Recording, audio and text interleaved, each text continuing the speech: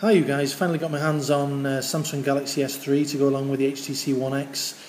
Both phones are international versions, both quad-core, both unlocked, and for the purposes of this video, just to let you know, I own both videos, so it's an unbiased opinion. There's just a few views and features and things I've found with both handsets. So quickly looking at the two phones, you can see they're both wearing a Nilkin hard case on the back, plastic hard case. I'll turn the phones round. We'll just get them off the standby screens.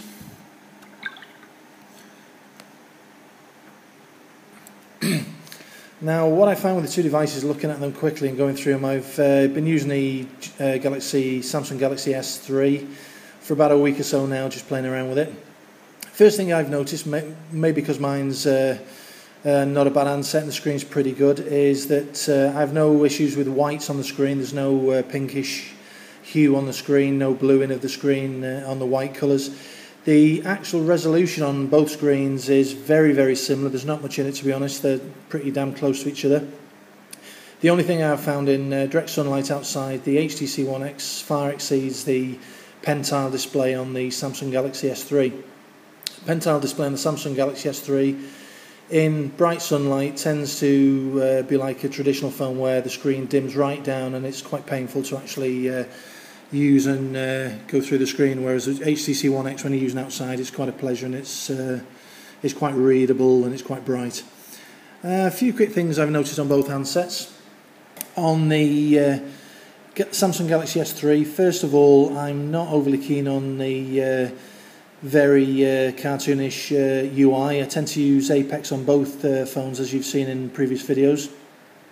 What I will say is the Samsung Galaxy S out of the box is liquid smooth. It's really, really smooth. There's no lag, no slowdown. The RAM stays stable.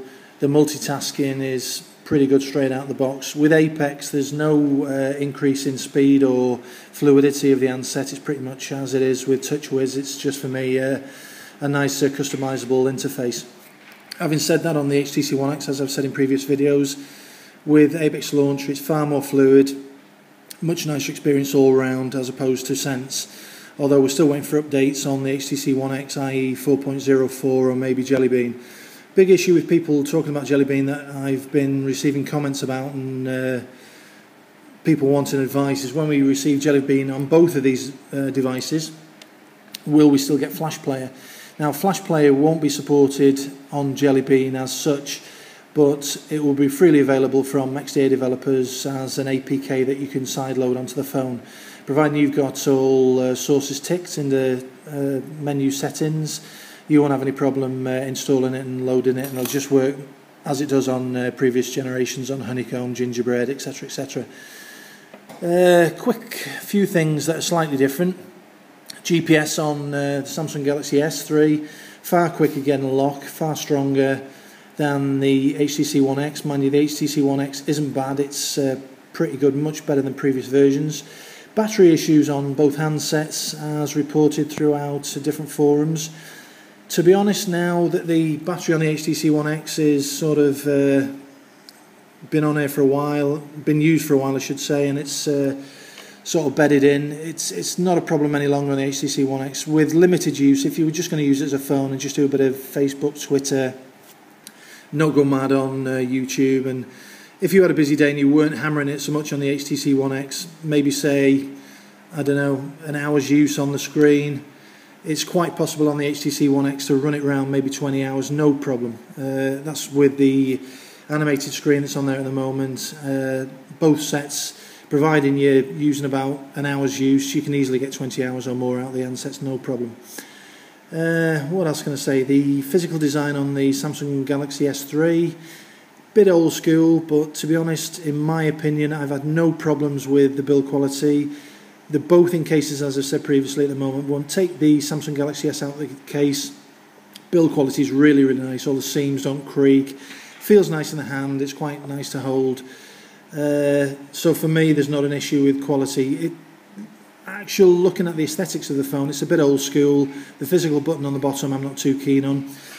What I will say at this point is the multitasking on the Samsung Galaxy S3, absolutely superb. long press on the home button at the bottom, task manager comes up and we can see available RAM.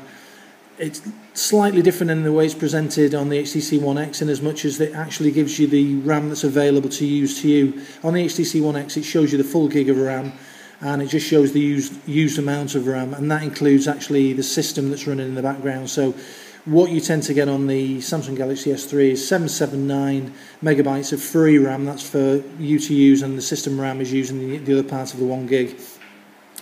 What I find a good thing on this on the One X as well, if we go back here now and we go click out of this and I'll long press it again, if you move all these out of multitasking, and the multitasking works really well. You can go back to anything that you've been using, web pages, etc, and just jump back in exactly where you were. If you take that out of RAM and go back again, long press, go to task manager, and you go across the top screen and go to active applications, you'll see that on the Samsung Galaxy S3, once you actually swipe them away, it actually ends the activity as well, so it frees up a fair bit of RAM. You see it's now dropped down to 1614, so if you do a quick subtraction there's about 180 meg, or just slightly over 180 meg of free RAM to use there. Often on the HTC One X I can get more RAM than that, but to be honest I've never run out of RAM in the week I've been using the Samsung Galaxy S3, and I've hammered it quite well. Different things on the Samsung Galaxy S3, the pinch to zoom on the web browser, much more fluid than the stock browser on the HTC One X. What else can I say? The reason the fluidity seems to be better on the Samsung Galaxy S3 is the architecture of the chip that's inside. The Exynos chip inside the Samsung Galaxy S3 is based on a newer technology as opposed to the Tegra 3 in the HTC One X, which is an older technology, so it's quite crippled by that. Having said that, if you were to ask me which handset would I choose as a daily driver to use between the two, to be honest I really couldn't split it down the middle. At the moment the HTC One X, with a few niggles for me, the 3-dot menu, multitasking is pretty bad, and the standard stock browser a bit jerky.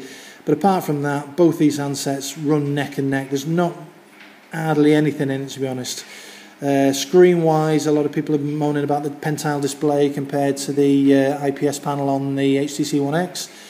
To be honest, in my eyes, bearing in mind that I wear reading glasses, so anything nearer than a couple of foot away from me tends to be wearing glasses. Even with glasses and looking close up, I can't see any pixelation. I can't see the smallest writing on the Samsung Galaxy S3 is just equal to the HTC One X. So that's a brief run through of the two and a few of my thoughts on the two. There are obvious things on both handsets that I dislike, and there are obvious things on both handsets that I do like. But to be honest, if you're sitting on the fence and you've got an HTC One X and you're thinking of moving over to a Samsung Galaxy S3, you're not going to gain a great deal. If you're moving from the Samsung Galaxy S3 over to an HTC One X, same again. You're going to get something similar. The HTC One X has, in my mind, with Sense, a bit more of a grown-up UI as opposed to Samsung Galaxy S3, which is very cartoonish. Good thing on the Samsung Galaxy S3, going back to eyesight, for those of you are a bit older and wear reading glasses, a quick thing that I like about the Samsung Galaxy S3 over the HTC One X is the dialer. The dialer on the Samsung Galaxy S3, big tiles for dialing. You've also got the same options as the HTC One X, so you can go to your logs, you can go to your keypad, you can go to your favourites, contacts, etc, etc. So everything's there as an option where you want to use it.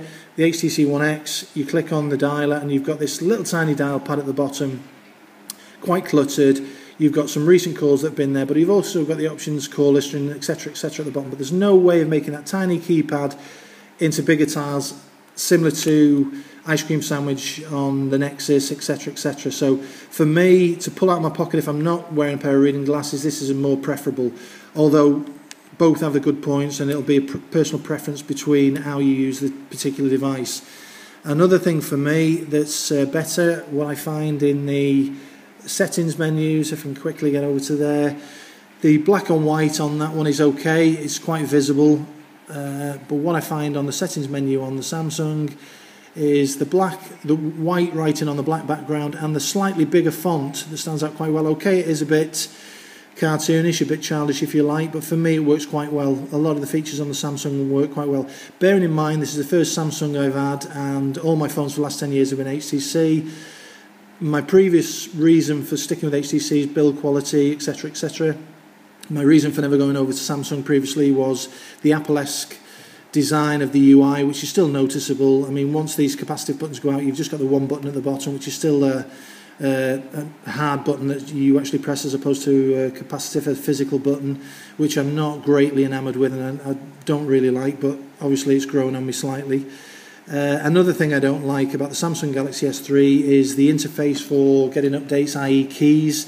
You can get updates directly to the phone by going to About Device and Software Updates and then check for updates. Often on the Samsung, when you do this, no update available. Now I actually know there is an update available on the Samsung Galaxy S3 that I could install through keys. It's the update that takes away the functionality of the search on the Google search to search the phone, the web and multiple sources. Samsung at the moment are taking this off due to a legal wrangle with Apple.